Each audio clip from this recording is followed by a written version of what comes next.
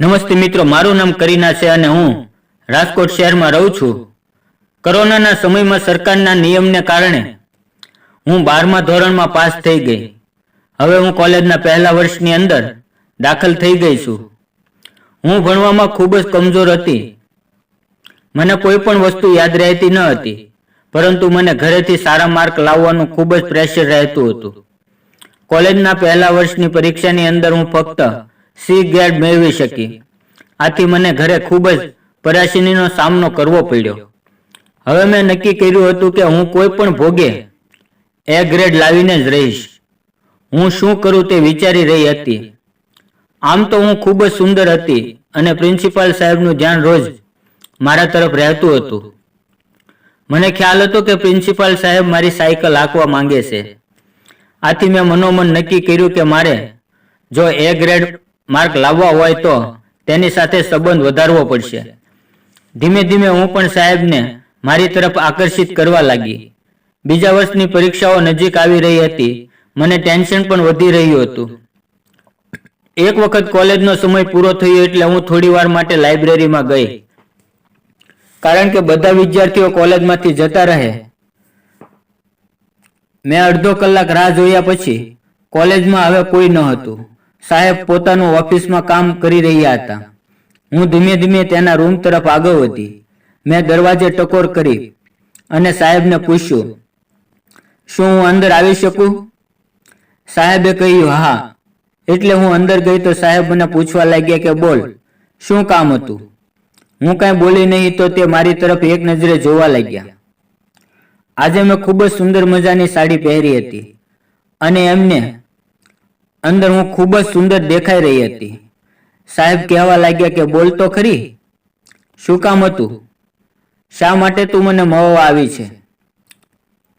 મેં કહ્યું, સાહેબ પરીક્ષા નજીક આવી રહી છે અને મને કશું યાદ રહેતું નથી. મારે એ ગ્રેડ લાવવા માટે શું કરવું જોઈએ? મને ખ્યાલ છે કે તમે બીજા વિદ્યાર્થીઓ પાસેથી થોડાક પૈસા લઈને એ ગ્રેડ આપો છો, પરંતુ મારી પાસે તમને આપવા માટે પૈસા નથી. સાહેબ મને એકી નજરે જોઈ રહ્યા અને પછી બોલ્યા, તારી વાત સાચી છે. જો તારી પાસે પૈસા હોત તો હું તને એ ગ્રેડ આપત, પરંતુ તેની વ્યવસ્થા તારી પાસે નથી. અને બીજું, હું તારી પાસેથી હું માંગી શકું એમ છું નહીં. પણ તું જો મને સામેથી આપવા માટે તૈયાર હોય તો આ વાત ઉપર વિચાર થઈ શકે છે. આથી હું ઝડપથી તેની વાત સમજી ગઈ અને હું તેના પગમાં બેસી ગઈ અને તેના થેલાની ચેન ખોલીને અંદર જોવા લાગી. આ મારો પહેલો અનુભવ હતો. મેં આવો ખજાનો ક્યારે પણ જોયો ન હતો. અને પછી સાહેબને જે રીતે મજા આવતી હતી તે રીતે હું તેનું કામ કરવા લાગી. તે મને કહી રહ્યા હતા કે હું તને એ ગ્રેડ આપી દઈશ, કારણ કે તે મને જે ગુરુ દક્ષિણા આપી છે તે ખરેખર અમૂલ્ય અને અદ્ભુત છે. થોડી વાર પછી હું ખૂબ થાકી ગઈ હતી. મેં સાહેબની ઓફિસમાંથી પાણી પીધું અને પછી મારા ઘરે જતી રહી. હવે પરીક્ષાનો સમય આવી ગયો હતો. મેં પેપરમાં કાંઈ પણ ન લખ્યું, પરંતુ મિત્રો, તમે વિચારી શકો છો કે મને એ ગ્રેડ મળ્યો હતો.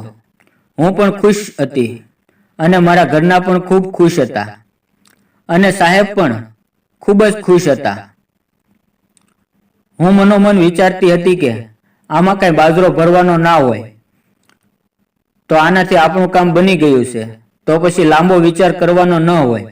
અને મિત્રો, હવે ત્રીજા વર્ષની લાસ્ટ એક્ઝામ હતી અને સાહેબે મને પરીક્ષાના એક દિવસ અગાઉ ફરી પૂછ્યું, તું પાસ થવા માંગે છે? મેં કહ્યું, જરૂર સાહેબ. તો તેમણે કહ્યું, તું સાંજે મારા ઘરે ટ્યુશનમાં આવજે, કારણ કે લાસ્ટ યરની પરીક્ષા છે. તારે વધારે શીખવું પડશે. મેં કહ્યું, જરૂર સર. સાંજના 9 વાગ્યે હું મારા મમ્મી પપ્પાને પૂછીને સરના ઘરે પરીક્ષાલક્ષી પ્રશ્ન સોલ્વ કરવા જાઉં છું. અને પછી હું સાહેબના ઘરે પહોંચી ગઈ. આજે મેં સરસ મજાનું બ્લીચિંગ અને મેકઅપ કરાવ્યો હતો. મારા શરીરની સંપૂર્ણ સફાઈ કરાવી હતી, કારણ કે એક શિક્ષકને ક્યારે પણ ગંદકી ગમતી નથી. અને હું સાહેબને ઘરે ગઈ. મેં દરવાજો ખખડાવ્યો તો સાહેબ મારી રાહ જોઈને બેઠા હતા અને મને જોતા જ તે મને ભેટી પડ્યા. અને પછી મિત્રો, આખી રાત અવનવા પ્રશ્નો મેં હલ કર્યા. ક્યારેક પેજના આગળના પાને તો ક્યારેક પાછળના પાને, અને સાહેબ મને કહેવા લાગ્યા કે આ વખતે તું ટોપ 10માં પાસ થઈ જઈશ. અને ખરેખર મિત્રો, જ્યારે રિઝલ્ટ આવ્યું તો હું કોલેજમાં 4 નંબર ઉપર આવી હતી. તો મેં સાહેબને પૂછ્યું કે સાહેબ, પહેલા નંબર ઉપર આવનાર વિદ્યાર્થીઓ તમને શું આપ્યું છે? તો સાહેબે કહ્યું, એ વાત સાંભળવા માટે આજે સાંજે ફરીવાર મારા ઘરે આવો. અને મિત્રો, તમે પણ સાંભળવા માંગતા હો તો વિડીયોને લાઈક અને ચેનલને સબસ્ક્રાઇબ જરૂર કરી દેજો. ફરી મળશું એક નવા વિડીયોમાં. ત્યાં સુધી આવજો.